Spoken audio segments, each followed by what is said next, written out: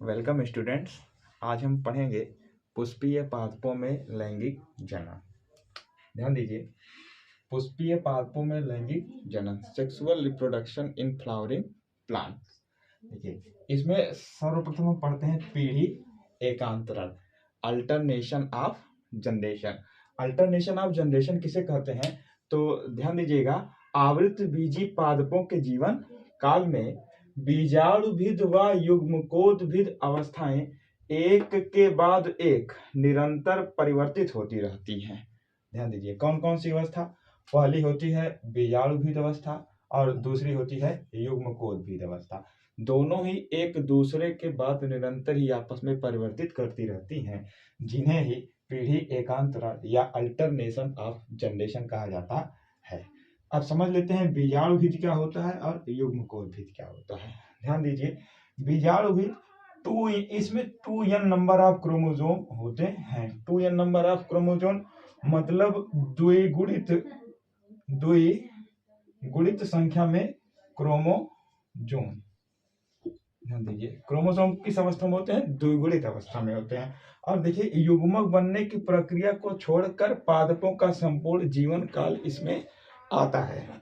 एक बार फिर से देखिए, युग्मकोद्भिद किसे कहते हैं? तो युग्मक बनने की प्रक्रिया का संपूर्ण जीवन काल। और ये होता कैसा है? ये n होता है, इसको कहते हैं अगुणित। अगुणित अंग्रेजी में कहा जाए तो इसको कहते हैं डिप्लॉयड और इसको कहते हैं हैप्लॉयड। देखिए, हैप्लॉयड नंबर यानी कि n नंबर द्विगुणित 2n नंबर। इस बात को समझिए। पीढ़ी एकांतरण हमने कहा बीजाणुभिद और युग्मकोद्भिद की अवस्था में आपस में परिवर्तन, और बीजाणुभिद किसे कहा? युग्मक बनने की प्रक्रिया को छोड़कर पादपों का संपूर्ण जीवन काल। आगे देखिए, युग्मकोद्भिद क्या कहा? युग्मक बनने की प्रक्रिया का संपूर्ण जीवन काल। इस प्रकार पादपों का जीवन काल दो भागों में बटा होता है, जिसे बीजाणुभिद या तथा युग्मकोद्भिद कहा जाता है। तो बच्चों, हमारा नेक्स्ट टॉपिक है पुष्प की संरचना। ध्यान दीजिए, पुष्प की संरचना, हेडिंग डालते हैं पुष्प की संरचना, structure of flower. Structure of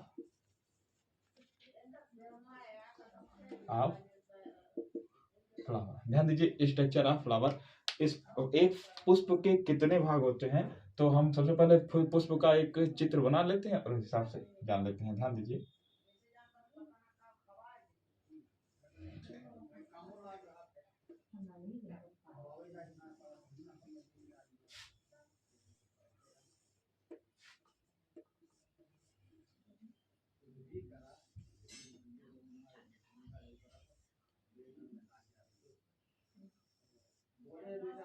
ध्यान दीजिए, इस भाग को कहते हैं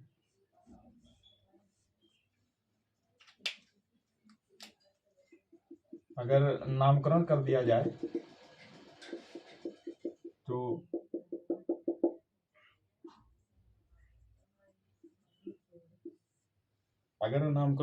जाए तो पुष्प के इस भाग को कहते हैं पुष्पासन। क्या कहा जाता है? पुष्पासन। इसको कहा जाता है कैलिक्स, ये भाग है कोरोला, इसको कहते हैं एंड्रोसियम। और ये पूरा भाग कहलाता है जाइनोसियम।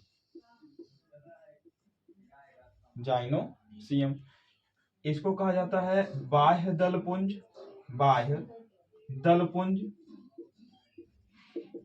इसको कहा जाता है दलपुंज। इसको कहते हैं पुमंग और इसको कहते हैं जायांग। ध्यान दीजिए, अगर बात करें पुष्पासन की, देखिए पुष्प जिस आसन के द्वारा पौधे की शाखा से जुड़ा होता है, पुष्प जिस आसन के द्वारा पौधे की शाखा से जुड़ा होता है उसे पुष्पासन कहा जाता है। पुष्पासन के ऊपर पुष्प का प्रथम चक्र होता है। कौन सा चक्र होता है? प्रथम चक्र। यह प्रथम चक्र प्रायः हरे रंग का होता है। यह पुष्पासन, ध्यान दीजिए, सबसे पहला प्रथम चक्र होता है जिसे कैलिक्स या बाह्य दल पुंज कहा जाता, सॉरी, कैलिक्स या बाह्य दल पुंज कहा जाता है। ये बाह्य दल पुंज प्रायः कौन से कलर रंग का होता है? हरे रंग का होता है। इसका मुख्य कार्य क्या है? कलिकावस्था में पुष्प को सुरक्षा प्रदान करना, पुष्प को सुरक्षा प्रदान करना। आप ध्यान दीजिए, पौधे जब पुष्प लगा होता है, जब वो कलिका अवस्था में ही होता है, उस वक्त क्या होता है, यही जो कैलिक्स होता है चारों तरफ से कली को घेर करके रखता है और उसको हमेशा सुरक्षा प्रदान करता रहता है। तो इसी भाग को कहते हैं कैलिक्स या बाह्य दल पुंज। अब देखिए, फ्लावर का दूसरा मुख्य भाग होता है कोरोला। कोरोला को कहते हैं दल पुंज। क्या कहते हैं? दल पुंज। दल पुंज प्रायः पादपों में रंगीन होता है। अगर इसे कहें तो यह पादप का द्वितीय चक्र होता है। कौन सा चक्र होता है? द्वितीय चक्र होता है। देखिए, ये प्रथम चक्र था, सबसे बाह्यतम चक्र था। यह द्वितीय चक्र है जो कि पाया जा रहा है कैलिक्स के बाद। अब ध्यान दीजिए, ये रंगीन होता है और रंगीन होने के ही कारण इसमें आकर्षण की क्षमता पाई जाती है। जब आकर्षण की क्षमता पाई जाती है तो कीट जो होते हैं वो इससे आकर्षित होते हैं। क्यों आकर्षित होते हैं? परागण के लिए आकर्षित होते हैं। जब परागण के लिए आकर्षित होते हैं तो इसी कलर को देख करके परागण के लिए आकर्षित होते हैं। एक दूसरी बात जान लीजिए, जो लाल रंग का पुष्प होता है उसमें आकर्षण सबसे कम होता है, और जो पीला पुष्प होता है उसमें आकर्षण सर्वाधिक पाया जाता है। लाल रंग के पादप में आकर्षण सबसे कम पाया जाएगा, पीले रंग के पुष्प में आकर्षण सबसे अधिक पाया जाएगा। इसका एक रीजन है, क्योंकि जब प्रकाश पुंज बनती है तो लाल रंग कीटों को काले रंग का दिखाई पड़ता है, इसीलिए वो इसके लिए आकर्षित नहीं होते हैं। आप ध्यान दीजिएगा, पीले कपड़े पर भंवरे ज्यादा मंडराते हैं, इसका एक उदाहरण है। फिर से देखिए, जो पुष्प का अगला चक्र है वो है एंड्रोसियम, और जो लास्ट चक्र है वो है जाइनोसियम। इसे कहते हैं पुष्प का तृतीय चक्र और इसको कहते हैं पुष्प का चतुर्थ चक्र। फिर से ध्यान दीजिए, जब इसे कहते हैं तृतीय चक्र, ये पुष्प का नर भाग है। कौन सा भाग है? नर भाग। और ये पुष्प का मादा भाग है। इसे कहते हैं मेल पार्ट ऑफ फ्लावर, और इसे कहते हैं female part of flower.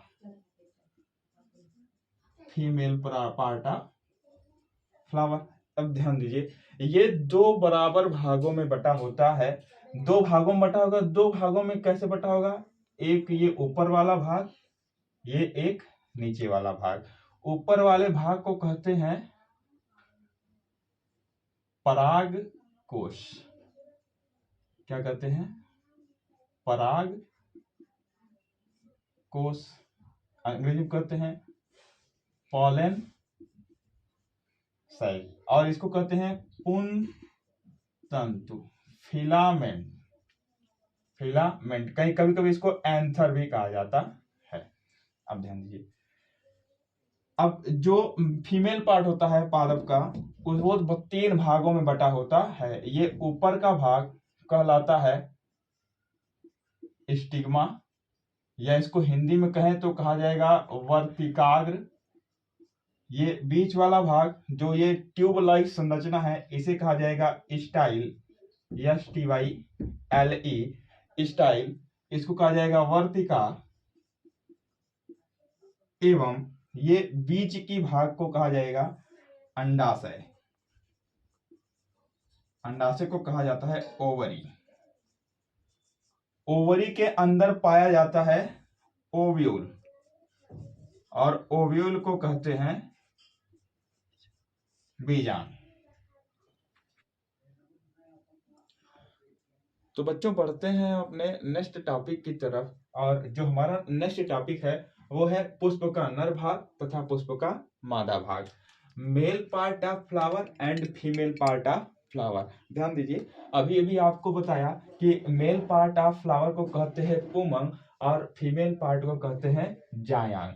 English में एंड्रोसियम और जाइनोसियम।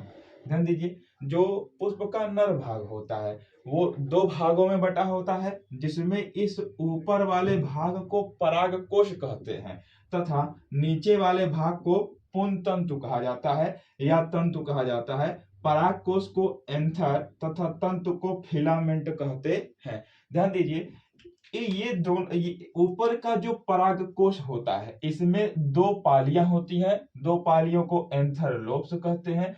एंथरलोब्स 4 लघु बीजाणु धानी का बना होता है। यानी कि एंथरलोब के अंदर अगर इसका सेक्शन काट के देखा जाए तो इसमें 4 लघु बीजाणु धानी होती है। लघु बीजाणु धानियों के अंदर परागकोश भरे होते हैं।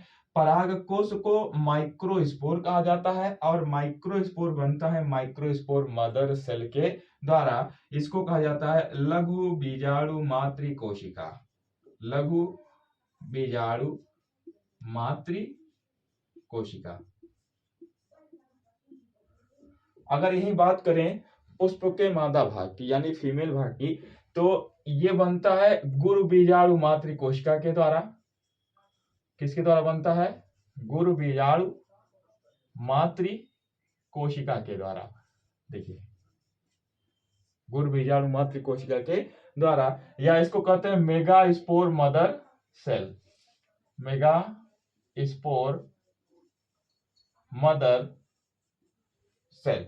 ध्यान दीजिए, पुष्प का मादा भाग बटा होता है 3 भागों में। 3 भागों में, जिसमें ऊपर वाले भाग को, ये जो ऊपर वाला स्ट्रक्चर दिख रहा है, इस भाग को कहते हैं वर्तिकाग्र। पुष्प के वर्तिकाग्र भाग से ही पराग कण आकर के परागण की प्रक्रिया संपन्न करते हैं।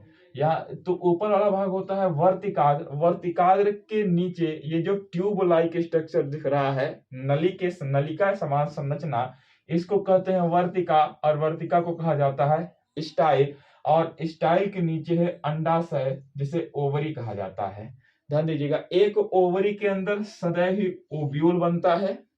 ओव्यूल, अगर साधारण भाषा में कहें तो एक ओव्यूल में 7 कोशिकीय और 8 केंद्रकीय संरचना पाई जाती है। जनरली कह रहा हूं, 7 कोशिकीय एवं 8 केंद्रकीय संरचना पाई जाती है। 7 कोशिकीय तथा इसको कहते हैं 7 sailed 8 nuclei structure.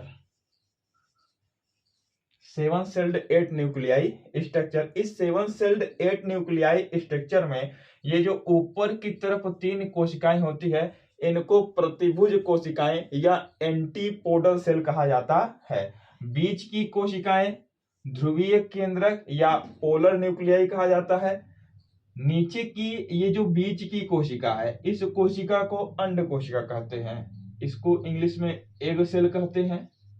Egg cell के किनारे किनारे जो पाई जाती हैं, इनको सहायक कोशिका कहा जाता है। और सहायक कोशिका को सिनर्जिड्स कहते हैं। सिनर्जिड्स। प्रतिभुज कोशिकाओं को कहा मैंने एंटीपोडल सेल। Antipodal cell. ध्रुवीय केंद्रक को कहा पोलर न्यूक्लियाई। Polar nuclei. तो इस प्रकार से पुष्प के नर भाग और मादा भाग की संरचना कंप्लीट होती है। हम मिलेंगे अपने अगले वीडियो लेक्चर में और हम उसमें देखेंगे लघु बीजाणु और गुरु बीजाणु किस प्रकार बनते हैं। और लघु बीजाणु के निर्माण को आप जानते हैं, कहते हैं लघु बीजाणु जनन। लघु बीजाणु जनन माइक्रोस्पोरोजेनेसिस। माइक्रोस्पोरोजेनेसिस। और इसको कहते हैं गुरु बीजाणु जनन।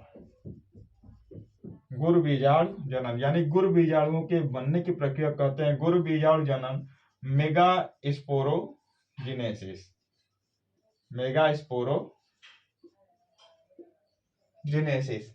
एक बात और ध्यान देंगे, यहाँ नोट में लिखा हुआ है जो अंडाशय में बीजांड के लगे होने का क्रम होता है उसका एक स्पेसिफिक नाम दिया जाता है जिसे बीजांडान्यास कहा जाता है। ये बीजांडान्यास अलग अलग प्रकार के पादपों में पाया जाता है, जिसके लिए हमें आगे के जिसको मैं अपने आगे के वीडियो लेक्चर में वर्णित करूंगा। धन्यवाद।